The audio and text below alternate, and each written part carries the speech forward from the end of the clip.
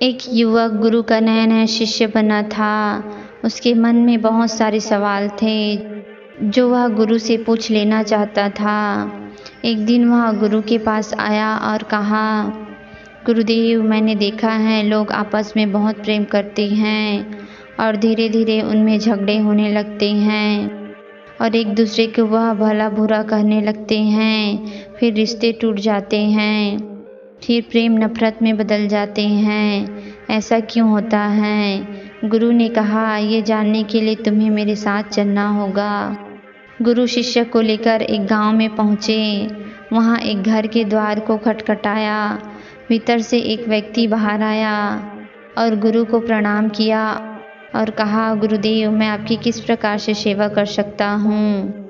गुरु ने उस व्यक्ति से कहा, क्या तुम्हारी पत्नी के साथ विवाद समाप्त हो गया? क्या तुम अब खुश हो? उस व्यक्ति ने कहा, गुरुदेव, उस औरत से शादी करके पछता रहा हूँ। वह औरत बिल्कुल भी अच्छी नहीं है। वह हमेशा अकड़ के बात करती हैं। वह हमेशा गुस्से में रहती हैं। वह बिल्कुल भी अच्छी नहीं है। ईश्वर ने मेरे भाग्य में इतनी बुरी पत्नी लिख दी है। अब वह मुझे छोड़कर अपने मायके चली गई है। अब मैं चाहता हूँ वह वही रहे और कभी मेरे जीवन में ना आए। गुरु ने अपने शिष्य से कहा, देखा तुमने, यही मनुष्य का स्वभाव है। हर मनुष्य के अंदर अच्छाई और बुराई होती हैं, परंतु मनुष्य केवल बुराई को ही याद रखता है, अच्छाई को नहीं। जब वह बुराई करने पर आता है तो शुरू से लेकर आखिरी तक बुरा ही बुरा दिखता है। जब वह अपने मन में सब कुछ बुरा ही बुरा बैठा लेता है, तब वह यह आशा करता है उसके जीवन में अच्छा हो। बुराई से जीवन में अच्छाई कैसे पनप सकती है? अच्छाई देखने के लिए जीवन में अच्छाई लानी होगी, क्योंकि ऐसा करने से मनुष्य के अहंकार को चोट पहुंचती है और वह अपने अहंकार से गिरना नहीं चाहता। उस व्यक्ति ने कहा, गुरुदेव, आप यह क्या कह रहे हैं? कोई बुरा है तो बुरा ही दिखाई देगा। मेरी पत्नी बुरी है तो मैं उसमें बुराई ही देखूंगा। उसने आज तक ऐसा कोई काम नहीं किया जिससे मैं खुश हो सकूं। गुरु ने कहा, क्या तुमने कोई ऐसा कर्म किया जिससे तुम्हारी पत्नी खुश हो सके? उस व्यक्ति ने कहा, उसने कभी मुझे ऐसा कोई मौका ही नहीं दिया गुरुदेव कि मैं उसके लिए कुछ कर सकूं। गुरु ने कहा, चलो तुम ये सारी बुराई को भूल जाओ, अपनी पत्नी की कोई एक अच्छाई याद करो और मुझे बताओ। उस व्यक्ति ने कहा, एक बार मेरी माँ बहुत बीमार हुई थी, तब उसने उसकी बहुत सेवा की थी। उस समय उसने देर रात का भी ध्यान नहीं रखा था। गुरु ने कहा, क्या इसके अलावा कोई और अच्छाई याद आ रही है? उस व्यक्ति ने कहा, हाँ, वह हमेशा समय पर उठती थी और वह मेरे माता पिता और मेरे खाने का बहुत ध्यान रखती थी। एक बार जब मैं बहुत बीमार हो गया था, तब वह रात भर जग जग कर मुझे दवाई देती थी। वह बहुत मेहनती थी और उसे कोई तकलीफ़ भी होती तो वह मुझे बताती नहीं थी। वह हमेशा इसी प्रयास में लगी रहती थी कि मैं खुश रह सकूं। यह कहते कहते उस व्यक्ति के आंखों में आंसू आ गया और उसने कहा, गुरुदेव, मुझे यह क्या हो गया है? मेरी पत्नी में कमियां हैं पर वह बुरी नहीं है। मैं उसकी अच्छाई को नहीं देख पाया। गुरु ने कहा, जब हम किसी की बुराई देखते हैं तो बुराई खींची चली आती हैं और सब कुछ बुरा दिखाई देता है। आपके जीवन में सब कुछ बुरा ही बुरा होने लगता है, पर जब आप किसी की अच्छाई देखते हैं तब अच्छाई खींची चली आती हैं और आपके साथ सब कुछ अच्छा ही अच्छा होने लगता है। वह व्यक्ति गुरु को प्रणाम करके अपनी पत्नी को लाने के लिए वहाँ से चला गया। गुरु ने शिष्य से कहा, क्या तुम समझे रिश्ते क्यों टूट जाते हैं? प्रेम नफरत में क्यों बदल जाता है? जब मन में नफरत हो तो उसमें प्रेम नहीं हो सकता और जहाँ प्रेम है वहाँ नफरत नहीं हो सकता। हम अपने मन में क्या रखना चाहते हैं ये हम पर ही निर्भर करता है। शिष्य ने गुरु से कहा, गुरुदेव, मैं आपकी बात बहुत अच्छी तरह से समझ गया हूँ। शिष्य ने कहा, मेरा एक और प्रश्न है, क्या आप मुझे इसका उत्तर देंगे? गुरु ने कहा, अवश्य तुम पूछ सकते हो। शिष्य ने कहा, गुरुदेव, इस दुनिया में सबसे मुश्किल कार्य क्या है? गुरु ने कहा, इस दुनिया का सबसे मुश्किल कार्य एकांतवास में रहना है।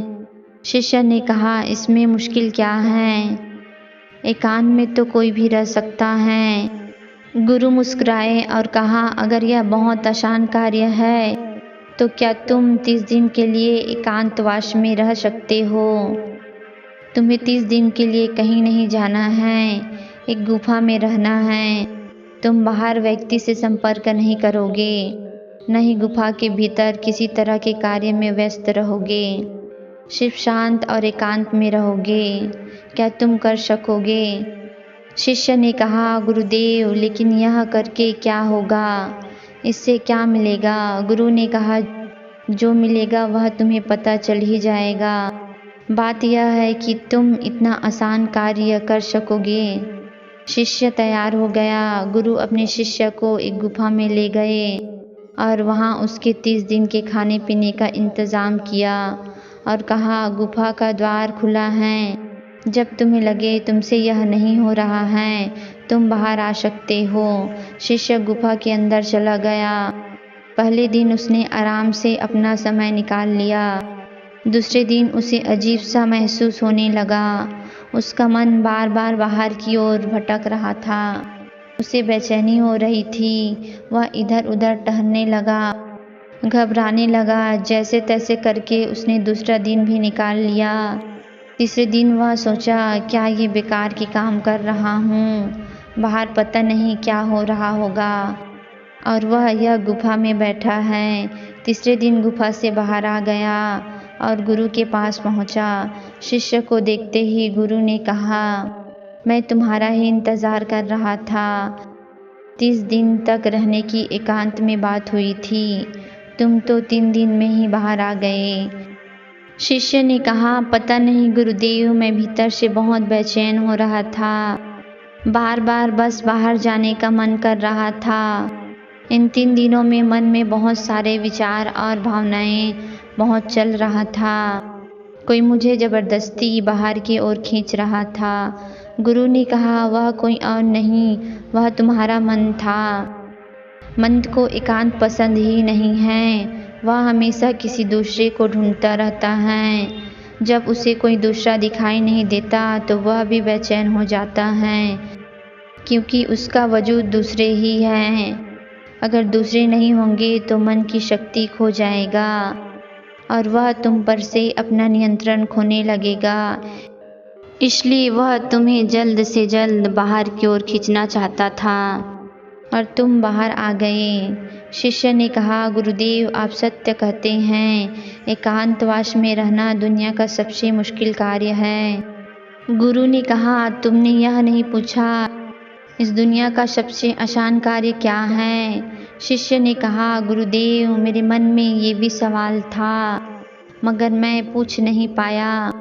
गुरु ने कहा, इस दुनिया का सबसे मुश्किल कार्य एकांतवास है, तो इस दुनिया का सबसे आसान कार्य भी एकांतवास ही है। शिष्य ने कहा, आप ये क्या कह रहे हैं? मैं कुछ समझ नहीं पा रहा हूँ गुरुदेव। गुरु ने कहा, एकांतवास हमारा स्वभाव है। हम अपने स्वभाव से दूर हो गए हैं।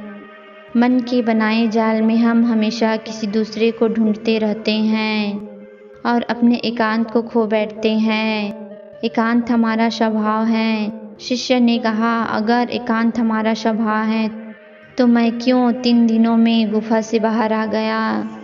क्यों मैं वहाँ बेचैन हो गया?